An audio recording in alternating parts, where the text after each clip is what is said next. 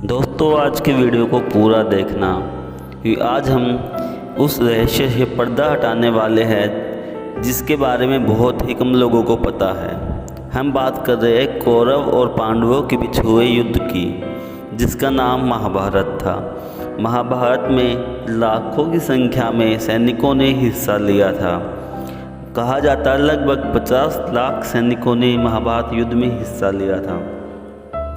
बहुत से देशों की तो जनसंख्या 50 लाख से भी कम होती है, लेकिन उस समय भी इस युद्ध में 50 लाख से ज़्यादा लोगों ने हिस्सा लिया था।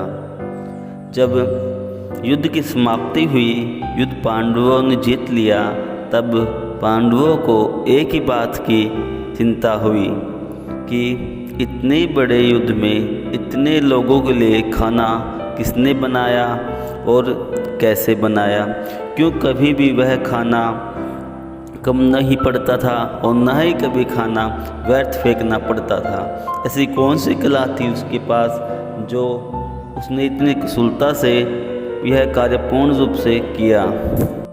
आज हम इन सभी बातों से पर्दा उठाएंगे। तब तो बात उस समय की है जब युद्ध की शुरुआत भी नहीं हुई थी।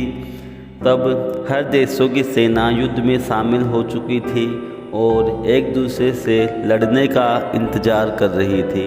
उस समय उडुपी के राजा युद्ध में भाग लेने के लिए अपनी सेना लेकर युद्ध के मैदान में पहुँचे।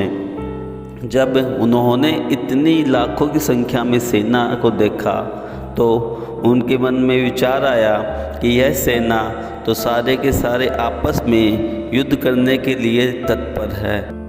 उडुपी नरेश को उन सब के खाने की चिंता हुई।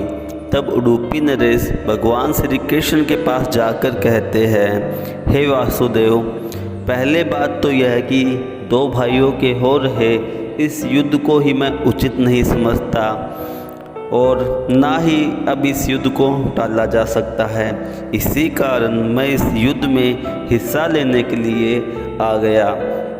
ऐसी बात नहीं है कि मैं युद्ध से घबराता हूँ या फिर मेरे सैनिकों के मरने से डरता हूँ, लेकिन इस युद्ध में लाखों की संख्या में सैनिक आए हुए हैं और उनके भोजन की व्यवस्था करने की किसी ने भी नहीं सोची। इसीलिए मैं चाहता हूँ जितने भी सैनिक इस युद्ध में आए हुए हैं उनकी सबकी भोजन की व्यवस्था मैं और मेरी सेना मिलकर करें।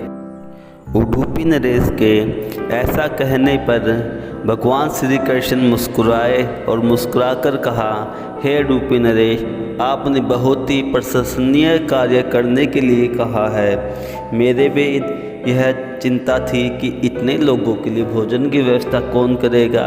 तब जब आप इस जिम्मेदारी को संभालेंगे तो मैं भी निश्चिंत होकर युद्ध में ध्यान दे सकूंगा, तो आप यह कार्य करें। तब भगवान श्री कृष्ण ने यह जिम्मेदारी ये उडुपी नरेश को संभला दी।